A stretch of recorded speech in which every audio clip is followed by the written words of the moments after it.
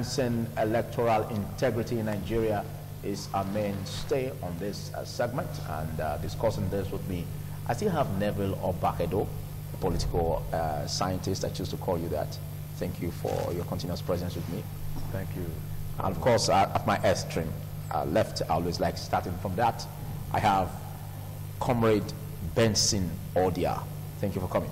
Thank you, sir. And of course, I have a clergyman who is also very, very articulate when it comes to issues of politics. He's no one else but Francis Owaifo. Thank you for coming. Good morning. Thanks for having me. Okay, Benson Odia, you are a Nigerian, and the last time I checked, you've not changed your citizenship, or have you? No. All right, so let's look at the aspect of enhancing electoral integrity and the present leadership of INEC under Professor Mahmood Yakubu. What's your assessment of the leadership under him in terms of performance so far in ensuring electoral integrity? Well, when you are talking of electoral integrity or the performance of INEC, or you are talking about the issues or the factors and the whatever, the inefficiency or whatever, you discover that we are still saying the same thing. What this country, for us to have an electoral integrity, as far as Nigeria is concerned, it borders on the issue of the first segment. That is a generational shift. Because these persons... So that's still taking prominence? Yes, it's very, very. If you look at this country today, what we have is recycling. Recycling of the old generational leaders. Those persons, some of these leaders, they have even worked with the colonial master as ex-official members and or unofficial, as it were. Today they are the same persons. Okay, why Professor Mahmood Yakubu? We have some young professors who can do better than this prof, who is the chairman of INEC today. Well, to the question, my take.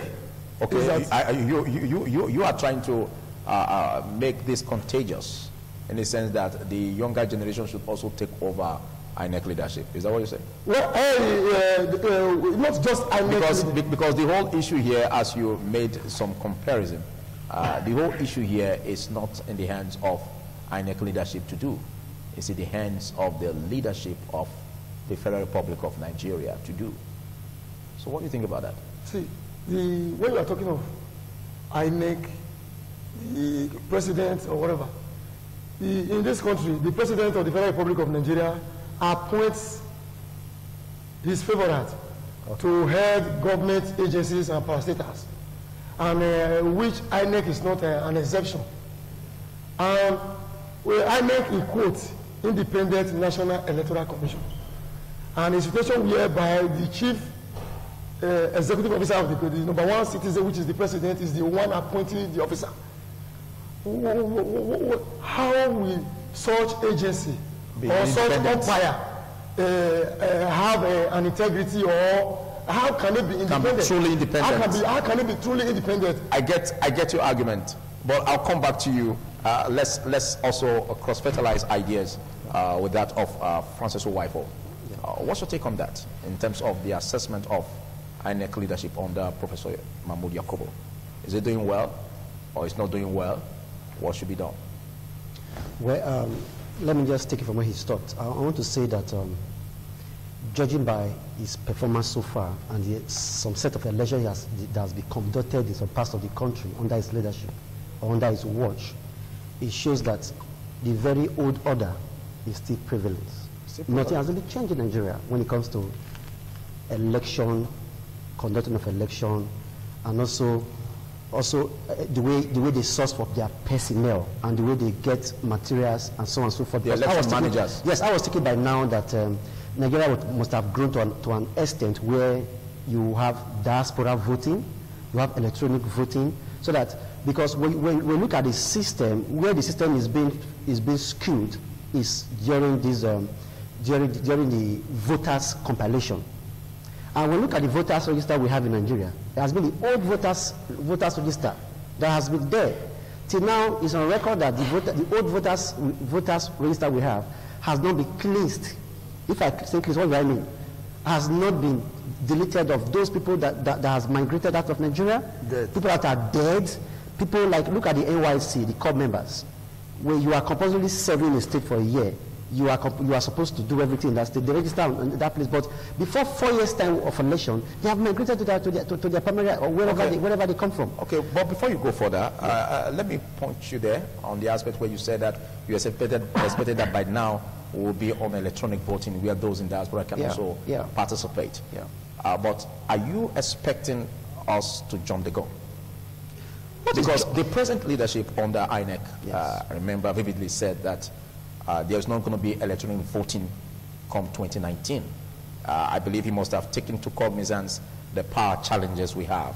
He must have taken into cognizance other issues that will militate against that.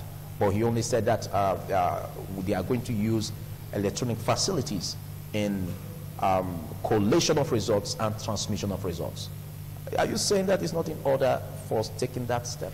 Well, to me, that is not enough. That is not an excuse in this country, because we are a nation that's supposed to be aspiring and progressing to where others are. Other countries that are using the electronic voting system, that have gotten it right when it comes to election voting processes, are they bigger than us? Are they more learned than us? It shows that there is something fundamentally wrong somewhere. Just like what my brother said, whether the personnel, somebody heading the commission, or the commission itself need to be poor, somebody else that has what it takes. Because I believe that when you know what you are doing, excuses is not acceptable for Nigerians. We don't want somebody that gives us excuses. We want somebody that can perform, somebody that can do the extraordinary, somebody that can take it from where it is right now, that can bring to down the magic one level.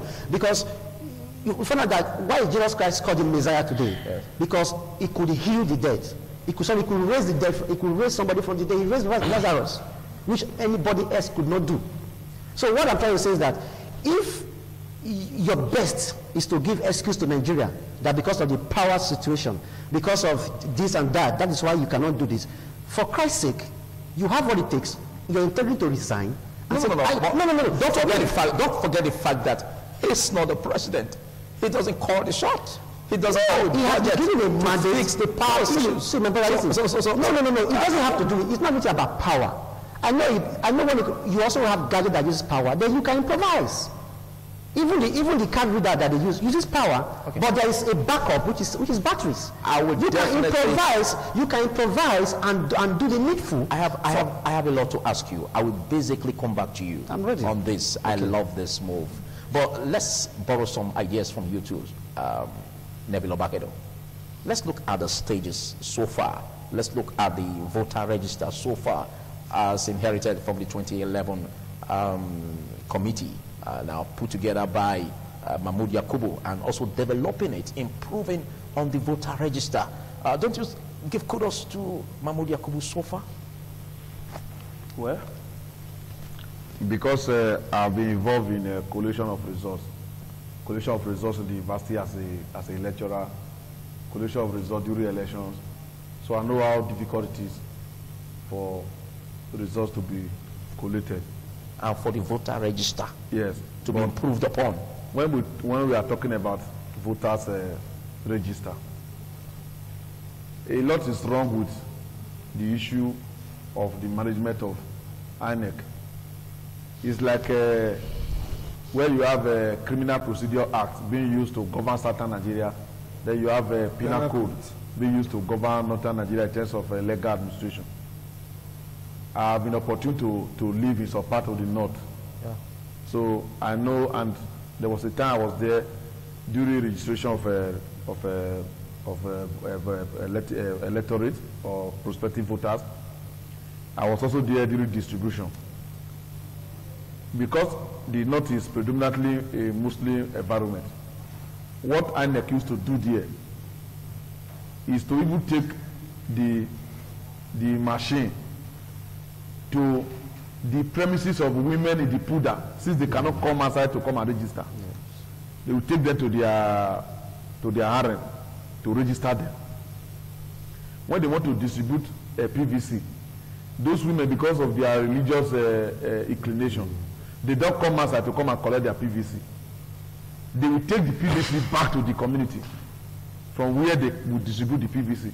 So when you hear that people in the north, the people who collected PVC in Nigeria, Northerners are more than Southerners, it is because of that strategy. It's because of that strategy. Yes. Could you also say that the underage voting as alleged that took place in Kano local government election could also be because of that strategy, and all zero into the voter register not being sanitized? Before I make a categorical statement, I need to see the report concerning that Kano under voting issue, underage voting as alleged. Yeah.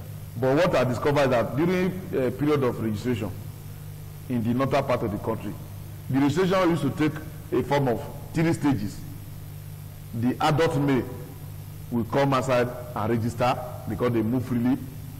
After that stage, you will take the machine, the registration machine, to the RM to go and register the women. The pull-out cannot come outside. Then after that, the political leaders in each of the communities will now bring out these children and ask them to come and register. So you, the ad hoc staff of INEC who is doing the registration, for your own security and safety, you cannot say no. Because if you say no, they will see you as an enemy. You remember what happened in 2011 in Bauchi State? Because it's not only Kano that we are saying this thing, it's across some parts of Nigeria, including the north. Now, some core members, some of them were my former students who were conducting election, presidential election, national assembly election that year. So some of them, because of their orientation, they said they saw children, underage children coming to vote. They now said, no, we will not allow these underage children to vote. So they just mobilize themselves and start attacking them. Somebody that his name is on the register, the person has his voter's card. How can you say the person should not vote? Are you the one that gave birth to the child? Do you know the age of? Before you knew what was happening, several core members lost their lives. Okay. As a result of that. I'm trying to answer your question directly. Right. Yes. So when we are talking about integrity, we are talking about integrity of the electoral process. It's not only INEC, because there was a time I wrote a letter to INEC in 2016. I tried to analyze the voter register for Edo State, then the cards they have distributed and the one they have not distributed, and I gave them suggestions on how they can distribute the voters, the permanent voters card, so that people can vote. Because if people are politically apathetic, they don't want to come out and perform their civic responsibility. It is the duty of INEC. They have an education unit, a unit solely designed for orientation, for conscientizing the people on how to perform their civic responsibility. Okay. And they budget money for that. Okay, so to you, INEC has performed poorly. They have performed average. I cannot say poorly totally. They have performed averagely. Okay, thank you. Let me quickly say something. Let me quickly say something. Why I said that it's not only INEC that is involved in it. Political parties conduct congresses, they conduct primaries. Even though INEC is there as a referee, as a monitor to record what happened here, you will discover that the politicians, they have already done their political horse trading. They have decided who to go and who not to go in terms of harmonization.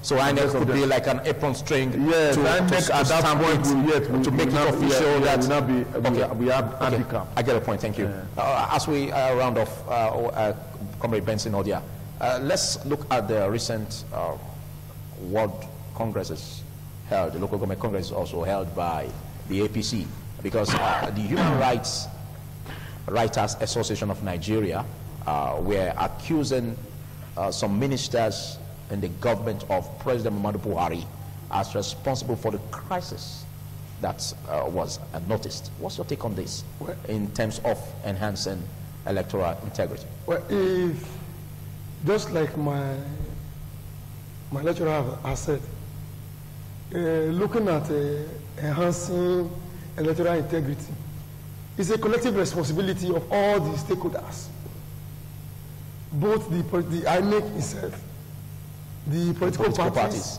even the voters, the electorate, and even everybody.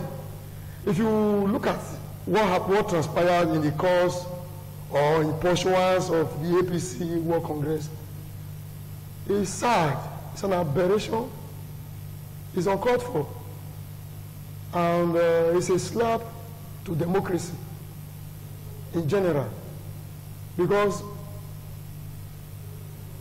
APC as a political party came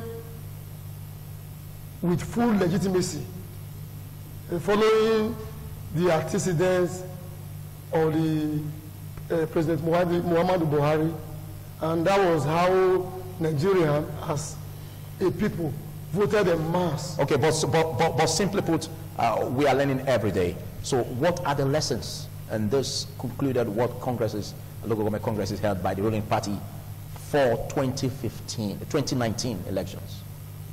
Well, the lessons are, as a political party, the issue of imposition of candidates for your continuity in office, okay, selfish and inordinate ambition, that is one. Is becoming unpopular. Yes, and politicians should learn to play the game in line with the tenets and the doctrines of democracy.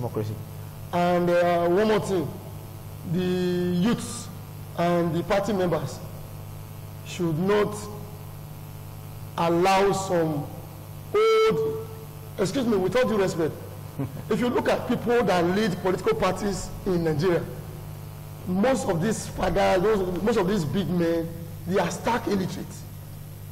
So I think when we are talking of a generational shift, we should also, it should be in totality. Okay, thank you. We are looking for people that will rule political party to be educated people. Okay, thank you. Francis Uwaifo, in 2 minutes, let's look at the whole lump. How can we enhance electoral integrity in Nigeria? Yeah, we must start by the umpire, which is INEC, by doing the needful, because it shows that INEC itself has not really distanced itself from the political parties. They must be independent. That is a fact. You must be independent, seen as independent. Because whether we like it or not, some of the staff of INEC and some of his INEC leadership, quote, they have affiliation with these political parties. Okay. And you find out that when you are from a political party and you work in INEC, there is no way you will not pay. When you say they have affiliations, I don't know what you mean. Most of them are partisan. Let me use that word. Let me just go straight. They are partisan. That could be an allegation. Allegation? We need to prove that. So there's no time to prove that. Okay. But I'm telling you that most of them are partisan. And even the leadership of INEC. Okay, how can we improve on the voter register? Because I did say the voter register. The voter register. How do we improve on that? Periodically, in terms of biometrics. We are supposed to periodically call for people to come out and look at that voter register and check if you are still eligible to, if your name is still in that register, by eliminating ghosts. There are ghosts, people that have migrated, I said before, dead people are there. So we have to push those ones, because when politicians know that there are dead people or there are names that are not supposed to be registered, they capitalize on those names, and there are multiple voting. So that's why most times you find that the result that comes out from a constituency is more than the number of people in the register. Well, why? Because there are a lot of names that have not been cleansed from the register. Thank you. A whole lot has to be cleansed in terms of giving this topic a big blow.